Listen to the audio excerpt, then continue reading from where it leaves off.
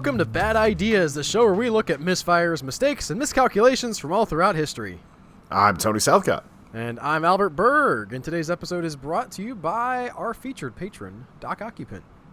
Hey, Doc Ock. I was DMing him about weapons the other day. Oh, yeah? Yeah, we talk about medieval weaponry on a fairly regular basis. This is the kind of interaction you could have if you became a patron. Or probably if you just tweet at us. We're not actually that busy on Twitter. Tony's got the bad idea for us this week. Tony, what are we talking about? We are going to be talking about Gregor MacGregor's Poyais scheme. Isn't that Hercule Poyais? Poirot? No? I don't know what a Poyais is. A Poyais is nothing, and that's why this is such an interesting story. Oh, boy. He's making stuff up. This is actually going to remind you of some of the Bubble episodes, but this one is much more farcical. Okay. More farcical is good. Yes. The land of Poyais in modern-day Honduras was a veritable paradise for British settlers looking to emigrate and start new lives in the Central American colonies. The land was so fertile that you could grow 3 harvests of corn in a single year, find gold nuggets daily in the river, and a man could forage enough fruit and local game in a week that he could feed his entire family. On top of all this, you could find wonderfully paved streets, attend operas, and go to services in domed cathedrals in the capital city of St. Thomas. Even the climate was supposed to be perfect for people of European constitution. In the pamphlets and books on the subject, he wanted to sell shares as well as get as many possible Scottish immigrants as he could to bring prosperity to king, country, and mostly himself. The problem is, the land of Poyais didn't exist. A man named Gregor MacGregor made it all up. He made flags, legal documents, constitutions, and even appointed fake governmental positions to people in the UK. All in the effort to sell his lie. So, remember after Avatar came out when people were like super bummed because Avatar wasn't real? Yeah, the Avatar syndrome, whenever people were having breakdowns because they thought their lives were so empty and they could never be part of the Na'vi, I want to say the species was. Pandora was the name of the planet. My brain was trying to get there as I was talking, and I just remembered. This is like Pandora. The less science fiction-y version of Pandora. Only instead of like kind of an unoriginal story with the world that people want to live in, this guy's just making stuff up to sound as awesome as possible. Yes, very, very much so. Why? Because it would make him a lot of money. Okay. Why else? Thanks for listening. Gregor MacGregor was a soldier who fought against Napoleon in the Peninsula War. He led a fairly illustrious military career before he got into the fraud game. He would buy his way into a captainship before being discharged over a tiff with a supervisor, but that wouldn't end his total military career. That was just with Britain. He would go on to fight in New Grenada, Florida, Venezuela, under Bolivar, and a bunch of other different little countries in the New World. There was a lot going on over there, and basically they needed people to fight these little tiffs, whether it was between Spaniards, natives. In the case of Florida, his own attempt to kind of make a Florida colony in a weird way, where he wanted to just take a port city from the Spaniards under this weird green flag with unicorns on it. Sounds legit. He's a strange guy. But he was able to do some pretty interesting things. So I have a question. You mentioned fighting in the New World, taking Florida from the Spaniards, buying his way into a captainship. I've got a vague idea, but what time period are we talking about here? Well, whenever he started doing the Poyais scheme, that was in 1820. So think like early 1800s to 1820 for all of this part of his military career. Yeah, he was born in 1786, so probably more like 1810 to 1820. It seems like if he'd been born just a little bit earlier, he might have been just a little bit more successful. Yeah, he would have been able to hit some different parts of various wars, but he did have a pretty good career during like the Napoleonic Wars. So with his lie. Getting into the 1820s, it seems like there's just a little bit more information in the world about what's real and not. But I'm sure especially in the New World. There's a lot of this part of the story where it gets muddy because the source was MacGregor himself, and he isn't exactly reliable. He had a great many failures in the New World, and some of them were so bad that he actually had a book of memoirs published called Gregor MacGregor, in which it detailed how he essentially abandoned most of his men, led a bunch of failed military campaigns, and was completely incompetent at leading other people. This was his account of himself? No, this was one of his soldiers' accounts of him that got published in the UK afterwards. Okay.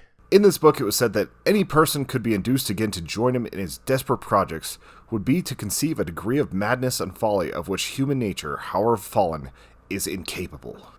It's basically a full-on hit piece on this guy because he was just that bad at what he was doing. But he was very, very charismatic, so people liked him, and they kept on giving him positions to do things like this. Yeah, and I know we're going to put the hit out on this guy ourselves, but maybe the guy who wrote it wasn't a big fan. Maybe he didn't get the promotion he was looking for. Just because it's a hit piece doesn't mean it's 100% honest. Yeah. It's always really difficult to suss out the truth at this far removed from the actual events, or even when you're in the actual events. He would go on to Honduras, where he met a few of the kings of the territory on the Mosquito coast. The Mosquito people were a mix of indigenous Hondurans and shipwrecked slaves. They did have an officially recognized kingdom, but they were mostly puppets of the British. The British only recognized them so it could muddy the claims of the Spaniards that they held over that colony. They were basically trying to make it say, well, you didn't conquer this kingdom, and trying to make it so that the Spaniards had no claim over Honduras. And so they propped up all these sort of kind of tribal kings. And MacGregor endeared himself to some of them. In April of 1820, MacGregor was granted a swath of land from King George Frederick Augustus. It was a substantial piece of land, too, over 8 million acres, in exchange for rum and jewelry. Unfortunately for MacGregor, the land wasn't good for cattle, crops, or much of anything else other than being pretty. It was very rocky, very forested. It just wasn't that easy to bring people and do anything with it.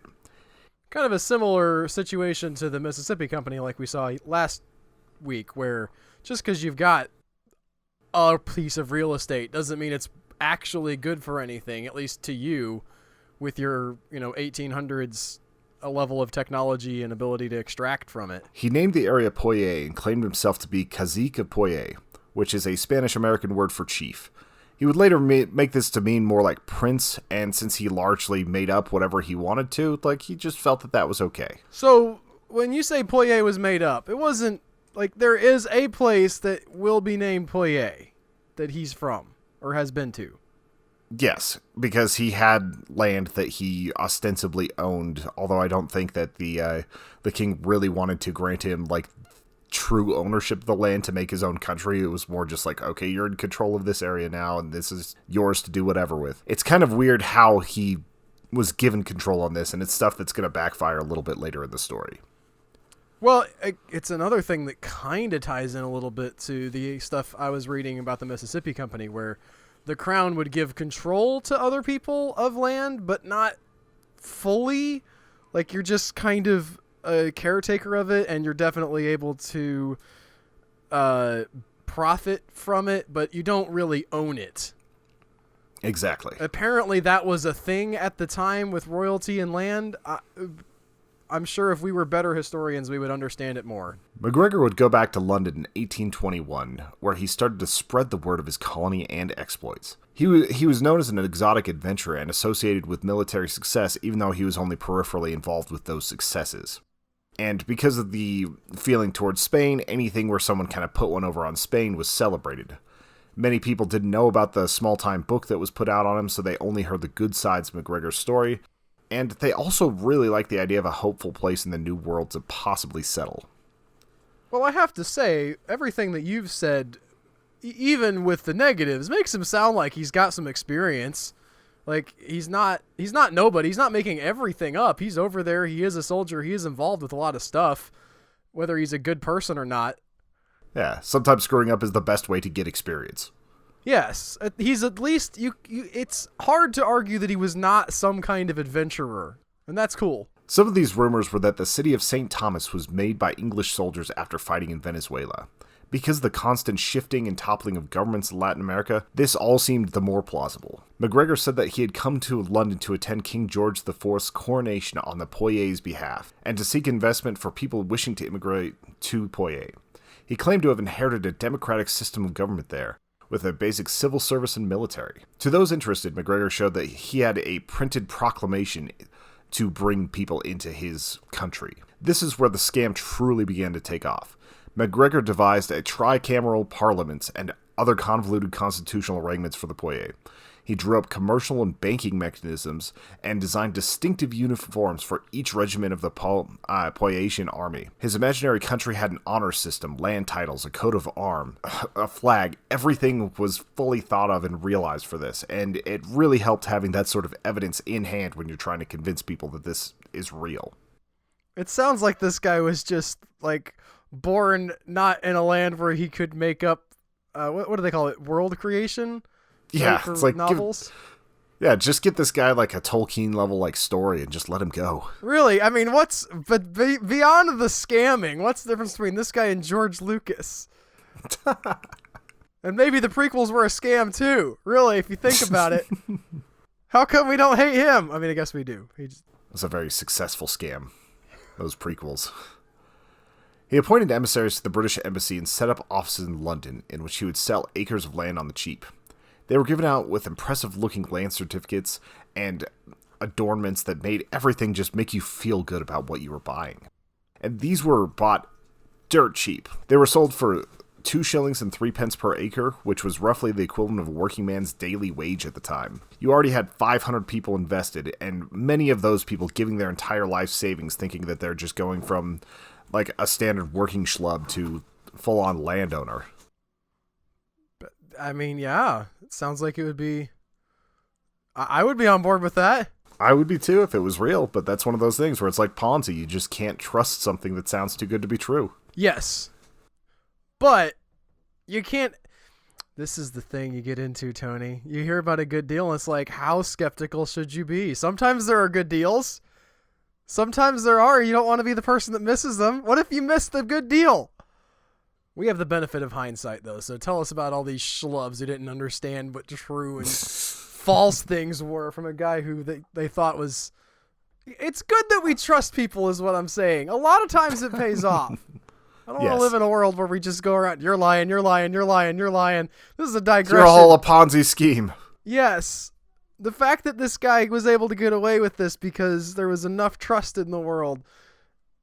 I mean, it's not good that he got away with it, but it is good that people trust each other. At the time, Britain's economy was booming and interest rates were extremely low. Bank loans were being handed out easily. The most common bonds people bought were returning very little interest, though, because the government wasn't putting out huge percentage bonds because they didn't have a war to pay for anymore, so it was only returning about 3%. Whereas almost all of the bonds that were going to Latin America for places like Colombia, Venezuela, all that were putting out about 6%. So it seemed like a sure bet for a lot of people. It seemed very plausible, and the entire economy was kind of primed for this type of investment. So you're saying that in addition to the stuff that he's doing, there are other legitimate investments people are making in this area? Yes. So there's kind of a halo effect for him where people are like, oh yeah, I'm doing pretty good with my South American inventory. What do you call it? Not an inventory. Portfolio? Portfolio, right. I'll throw a little bit in... Poyais?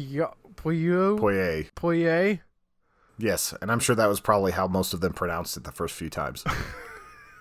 They were probably worse than me. What is this, French? Get out of here! MacGregor mounted an aggressive sales campaign. He gave interviews in the national newspapers, engaged publicists to write advertisements and leaflets, and had Poyais-related ballads composed and sung on the streets. By mid-1822, he had a book published with wonderful drawings of the settlements of Poyais under the horde name Sketch of the Mosquito Shore, including the territory of Poyais, descriptive of the country, with some information as to its productions, the best mode of culture. Sentence construction there? Yeah. It's a little bit... Like, if it would have just been a sketch of the Mosquito Shore, like a Poyais story or something like that, it would have been fine. But yeah. It was supposedly written by a man named Captain Thomas Strangeway, but was mostly penned by MacGregor and some of his accomplices. Why would you lie about that? Like, is this Strangeway guy somebody that had, like, a lot of clout in certain circles, or was that just him? I didn't see anything specific about that. My bet is that he was just wanting to have another voice being like, yeah, this place is awesome. And he can't stop world building, so he's like, yes, Captain Strangeway has been there as well. I mean, it was a 355-page leather-bound book for people. Like, it's basically a sales pamphlet. But a whole book. Which yes, a whole book. And he wrote this? I'm sorry. This is fascinating. I don't mean to interrupt everything, but I'm swinging back and forth between like, oh, okay, monster, evil, liar, stop taking people's money, and man, this guy is working hard on this fake place. I just always wonder because people like this work so hard to sell a lie. If they put that energy into making a business, they'd probably be successful. I don't understand it, but that's why he's on this show right now. Absolutely. The book detailed how natives were extremely pro-British, how the colony was a spa destination, and that crops yielded more than any other place in the world. Once again, it talked about gold in the rivers, mansions, column-lined streets, and about 20,000 mostly European residents. At this point, he was also able to convince the banks that this was a very true thing. He was able to raise about £200,000, which I'm not sure what the numbers would be, but I'm pretty sure that's a lot of money in today's standards. Yeah, basically anything in like a reasonable economy, put 200,000 in front of it. It's like that's not nothing. And he started to sell a lot of bonds for 80% of the markdown price, so people thought that they were paying £20 for a £100 note that would appreciate over time, and he just started selling this like just over and over and over and over again, just making money hand over fist with it. With so many people invested, the settlers were eager to cross the ocean and start working on their new land. He mostly targeted his fellow Scots, thinking they were strong enough to handle the disappointment, but able to forge a real colony upon arrival. Skilled artisans were offered safe passage, as were doctors and bankers. He was trying to target all the people you would need to have a real thriving colony. He commissioned officers for his own army over there as well. He assigned people huge swaths of land and gave them Poyais dollars on which to build their estates. These dollars were pressed, and they were great-looking bills. They looked very legitimate, but ultimately they were just paper. Is he trying to the secret Poyais into existence?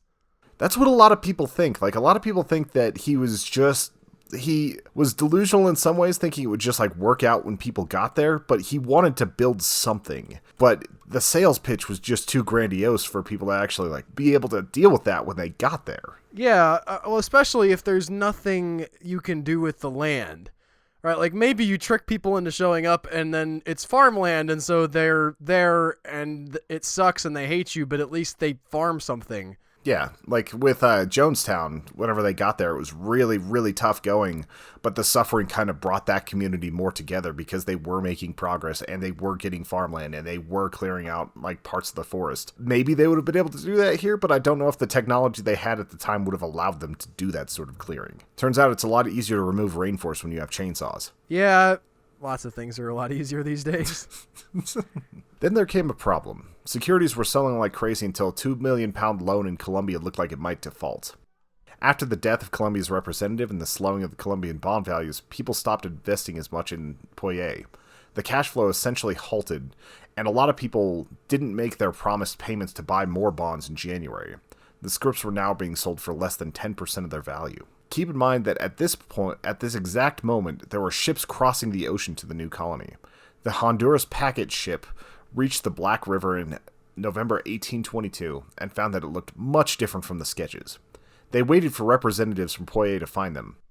After many search parties, the local people were contacted. These locals led the sojourners to some of the only former settlements in the region and found that the cities were just rubble. The disappointment was pretty intense. It got to the point where people were more heartbroken and unable to really rally and form a colony, which is something that should have been obvious that wouldn't happen. At least not without somebody there to guide them. There wasn't really a leader. So most of the people on this ship ended up packing up and they sailed down shore to Belize. But other ships were on the way. A lot of people also ended up staying on the shore there because they were too sick to make another journey and refused to believe that they had been duped. Duped, not derped. I was gonna say, is this some new use of the term that I'm not familiar with? No. It's an ancient term. These people haven't heard of it. It's one of those archaic words. Yes, but these people found themselves stranded amongst indigenous people and a few American hermits that happened to inhabit the area. The next ship was better provisioned, but found that the native tribes and the local king had not heard of their coming. Demoralized, none of them tried to establish a colony either. They were arriving during the wet season, so whenever they set up their camps, malaria and yellow fever started to wipe most of them out. I want to say it was almost like 80% of the people on the second ship ended up dying because of local diseases. You really have to think about the mood as well. Like, anybody who's going to any New World place without, well, any of the benefits of modern technology is going to be off for a rough time. But at least the ones that are prepared, you know, like when you hear the story of the pilgrims coming over, they weren't expecting to find streets paved with gold. They knew it was going to be a hard time. And so when they get here and it sucks, they're like, well, we knew what we were in for, kind of. Yeah, so, they're just hoping to be able to put up a shelter and have some crops before winter. They aren't expecting anything else. Yeah, and do the best you can. But these guys have been sold this bill of goods about, yeah, it's great over there. We got cities, there's gold. And they get there and it's just, here's some jungle, I guess. I don't know if I have a clear understanding of the terrain, but it's a very rocky terrain with a fair amount of jungle from what I understood. Yes, nobody to welcome them, none of the things they were expecting. So once you've got that sort of hitting you, really looking forward to those opera shows. Yeah, and then it's just, here's some rocks. You're going to have a hard time surviving when that's not what you were thinking in your head ahead of time. When they asked for help of King George Augustus, they were told that their land rights were forfeit and they were illegally on his land. The only way it would help them was if they pledged allegiance to him. Many took the ship over to Belize rather than pledge allegiance to King Augustus, but a few of them actually did stay behind. Back in Europe, MacGregor fled to France before the ships could return with word of his fraud. The press lambasted the fraud, but some of the people who came back actually blamed the captain of their ship rather than MacGregor, saying that their children wouldn't have died and the colony would have been a success if it weren't for Captain Hall. They even went so far as to sue the newspapers for libel in MacGregor's defense, even though he was already in France running away. Wow. Like, that's how deep these people believed in that colony. They thought that they just didn't find it. Oh, really? That's some next level justification of yourself and your failure right there. I mean, I've heard of confirmation bias, but wow. I mean, those people literally lost kids on the journey, and they had so much invested in it. I can see why they would be at that level, but it's also like, at some point you got to realize this guy just stole from you. Yeah. I mean, maybe it's about not being able to admit that you personally got duped. I think it's a little bit of that too. Like, it's a little confirmation bias, it's a little bit of ego, it's a lot of different things combining to make that happen. While all this was happening, MacGregor was still selling Poyais land to French traders, trying to establish the same sort of business he did in Britain. A ship was nearly ready to go from the French port, but it was stopped by the government whenever they realized that 30 passport requests had been issued for a country no one in the government had ever heard of. So they were able to stop that ship before they got there. And the British Crown actually was able to, or the British Navy was able to stop about 4 ships from getting to Poyais. Like, they intercepted them before they got too deep into the Atlantic, and they were able to turn those ships back around whenever they found out that it was all a fraud. So thankfully, some of those ships were able to stop before people crossed an entire ocean. Listen, why won't the government just let me have my guns and let me do what I want to do, Tony? This centralized government nonsense, trying to stick their nose in where they don't belong and trying to stop me from going to Poyais. It's real close to the edge of the flat earth. Very close. Like, you can see the ice wall and everything. When this happened, MacGregor went into hiding. After 3 months, he and his Confederates were finally roused from the home that they were staying in, and the trial was about to begin. Unfortunately for the French, one of the key accomplices had fled to the Netherlands, and they weren't able to extradite him. And this happened to be the guy with all of the evidence that actually they could nail him with. So they didn't have any of the documentation on any part of the scam. They just had like a few people's word against his. And after a long-fought court battle, they actually couldn't convict MacGregor, and they fully acquitted him. Man, that legal process, all that fair trial by jury and needing evidence to show things, how troublesome is that? I'm honestly surprised that he didn't get lynched, especially because after this he moved back to London and started trying to sell more of these things in London. Like, he almost got an $800,000 bank loan, or £800,000 bank loan to start up the colony again. And he kept trying to sell more of these scripts. And he would do that all the way until 1837. So for 17 years, he's basically just trying to sell a scammed colony. And when his wife died, he decided that he was done trying to do all this and just moved to Venezuela. Whenever he got to Venezuela, they actually gave him his old military rank back and essentially treated him as a hero because of what he did with Bolivar and some of the other generals over there until he died in 1845. So not only was he able to do this, he was able to get off scot-free with every single aspect of what he did. It's such a bizarre character study, really. Like, there's the obvious... I don't want anybody to think that we condone or excuse any of the things that he tried to do, especially because it did result in the loss of life and fortune for many people. But then you look at this guy who arguably did do some heroic stuff in his life, who is maybe trying to build a life that he can envision. Somehow he says to himself, I can see how this is going to work out if only I can get people to trust me. And then, God, there's so much to this dude. Yeah, it's like, is he a pioneer or is he just a scam artist? Like, if he had gone over there with the colonies with some backing, would he have been able to make his own country? Would there still be a Poyais today if he'd have handled things a little bit differently? There's so many weird things about this story, and I don't know if he was like a full-on raging psychopath. I don't know if he was delusional. I don't know exactly where he falls as far as all of this, like, psychosis, but the man did a lot. He was able to convince the people of a lot of things, and it's just fascinating as a character study. Yeah, if it's just all made up, right? Like, if all he's doing is just like, I'm going to take some people for a bunch of money, then, and it's impossible to know, that could indeed be the case, then that's just awful. If, on the other hand, it's self-delusion, it's still awful, but it's awful in a different way, in a more compelling, interesting way, where you keep trying to wrap your mind around where it went wrong and how he went wrong and if it could have gone right. Because sometimes people delude themselves into, as we mentioned earlier, you can have a dream that doesn't exist and make that thing a reality. That's not what happened with this guy, though.